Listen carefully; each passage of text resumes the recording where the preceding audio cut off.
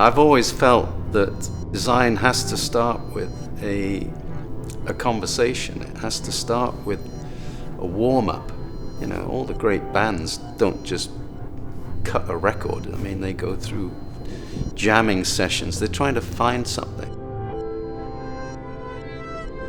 I'm not a designer. It's too simplistic. Designer as such means something related, I would say, to popular culture. I'm interested in uniqueness. And with uniqueness, I think, comes sustainability and all of those other factors. I mess with that. And in various interviews over the years, I say I'm an evolutionary biologist, just to kick some dust up, because I see my work within a growing sequence. Designers, or whoever those designers are, whatever that title is that we can't find, it's a fantastic profession, because everything you look at needs to be rethought, and everything should be about some form of improvement to some extent, but also the joy of expression.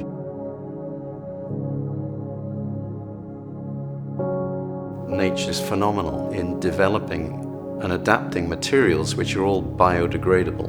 Thinking and creating with this synergy with nature's resources is profound. It's very important. I think once we understand that system better, then the things we make will be better.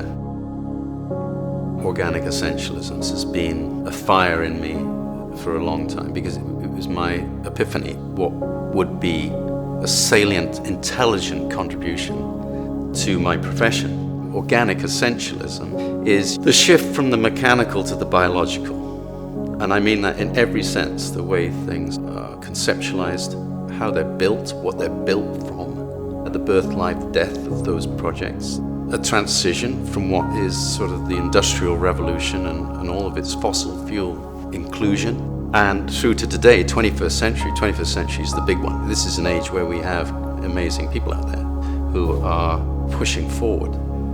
Organic essentialism is something which is just trying to pare things down. It's just trying to scrape away and get that fitness back into the object. I just finished a pair of headphones for KEF in Hong Kong. I designed them by touching something virtual.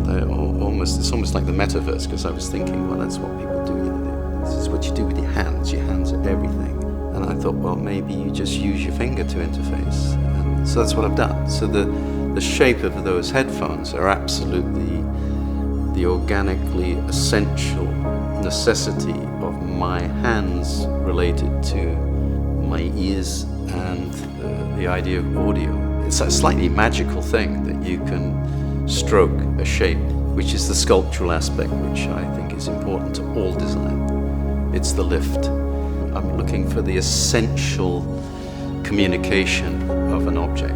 I mean, these are my sweatshirts, okay, and this is my water bottle for Tea Nant, which I've just made into an image, but that's exactly the same. And that's a 21-year-old product still selling, you know, because it goes to the core of what's required.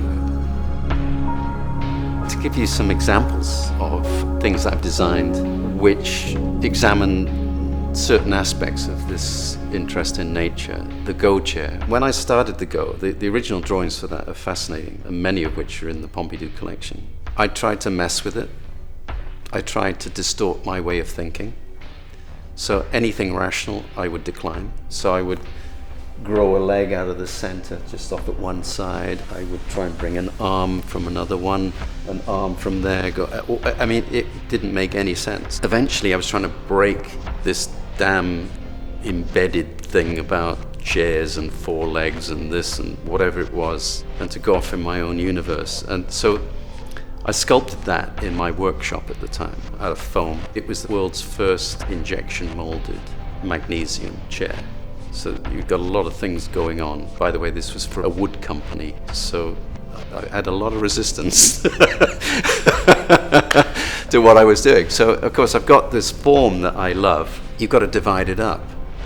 But instead of trying to hide that idea, like on a car, you enjoy the divisions. And so they're rational divisions in terms of manufacturing scale, but they're also rational divisions in terms of structure and strength. but then they contribute to the aesthetic. The first ones were aluminium and they're heavy, and I've still got them.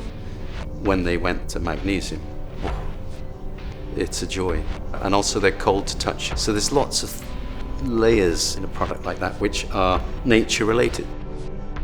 They're polysensorial in terms of our human interface, but also the aesthetic language, which is no different than an elephant skull or a dinosaur configuration. And when I did my show at the Pompidou, they said, "Oh, where would you like to be filmed?"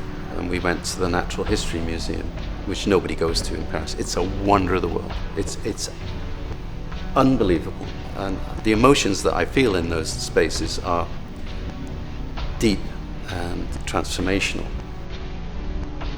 Things like the ginkgo carbon table, which is one of my research projects. So what I would always do is I would do a real product, and then I do a research project, which is one is art, one is design, one is art, one is design. It flip-flop.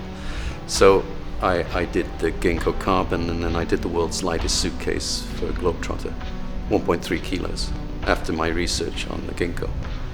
And the ginkgo carbon fiber composition, you don't get double skinned. You get one nice surface, and then you get one wobbly, rough surface. And I developed it myself, paid it everything, all the development myself. And the ginkgo is not even a table. It is a experiment with lightness and natural references. It was designed as a video. I didn't even sketch it. We did a video and stopped the video.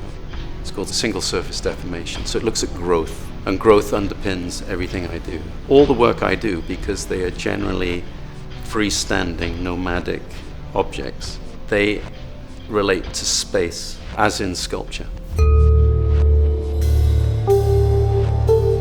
The concept of DNA, that's design, nature, art. It was manifested in the studio staircase that I built, and that was built from a morphology of composites, so that, fiberglass, carbon and Kevlar. It's a repeat module, which, if you look at vertebrae in animals, it holds together as one element. But what's unique about my DNA is it has an inner handrail. It's like when you see a broken shell on the beach, you always still see, because it's so strong, that rib. But then you've also got a carbon fiber handrail, which is floating in space from one floor to the other, which can only be made in carbon fiber. When you're in that space, you can't imagine that space without it. I've been designing really since I was about 16, and I've been consciously trying to stay relevant, and that means constantly reappraising. So change is inherent in my nature, in the way that I think and operate.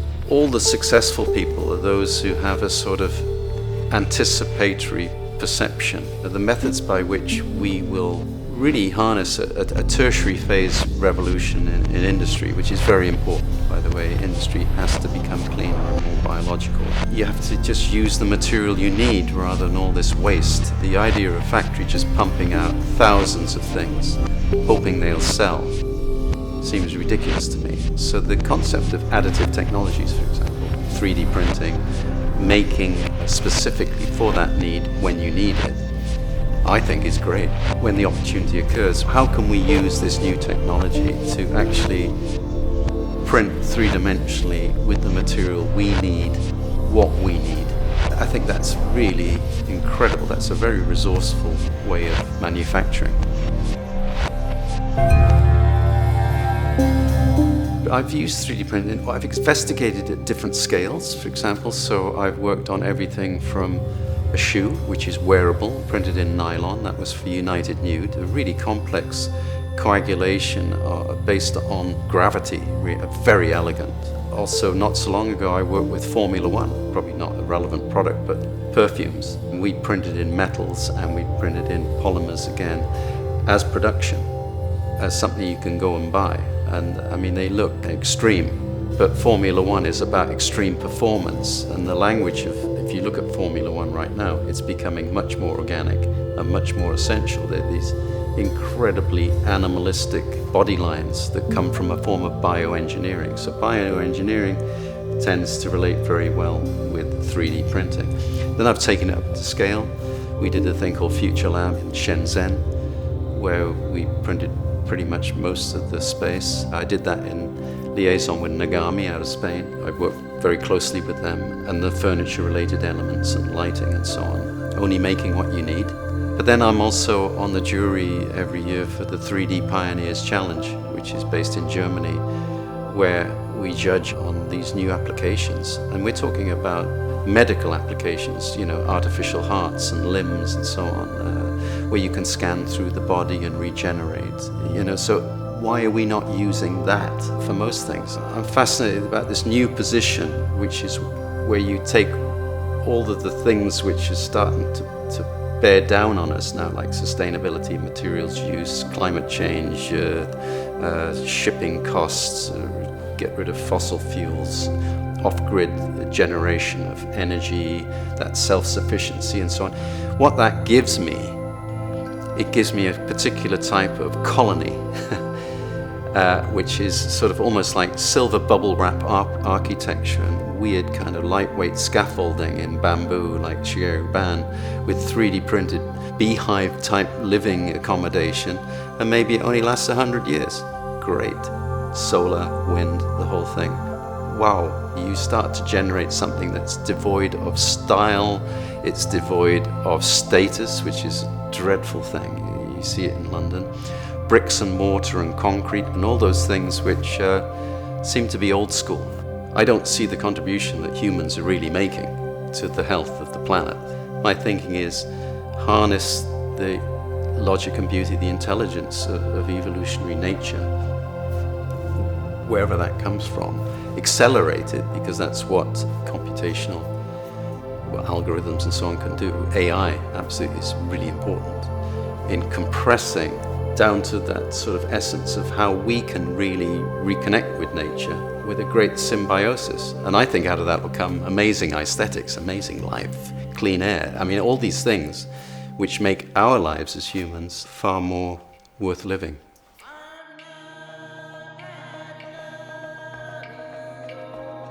The business of design is very important, as is the business of anything, because it's the underlying currency of value. You know, you make something and then you sell it, and you profit by that, and that profit should go into further research to improve whatever it is that you're selling. So I don't like profiteering. I mean, profiteering is another thing, and we live in a day and age where there's a lot of profiteering. I'm somebody who has transitioned from the 20th to the 21st century, but equally from the analog to the digital worlds. I don't set out to become cultural influence. I don't. But the things that I've been talking about for years are now sort of coming into play, that are beyond, oh, let's do the straight line radius product because it's nice and it's tasteful and everybody will buy it. What does that do? It doesn't do anything. We've got to deal with the bigger systems, and design can help figure that out. This concept of design for change, whatever that change is, will facilitate an improvement or a better condition. Young people should not be afraid of making proposals that don't get made. I think it's better to show investigations and new thought processes that then could be picked up at some point. My encouragement would be to see design education primarily as research and dialogue, and feeding as much into that system as possible so that we grow our mental capacity to think a different way. Not always to take leads from the people who are celebrated in society, because that's not helping. If I was a young designer, I'd be just thinking for myself about what a car should be, instead of looking at brands and shapes and God. Sometimes I think having an established brand is a curse. If you just sort of leveled it and started again with these new kind of principles that are popping up, you get a whole new, your garden would grow all sorts of new wonderful plants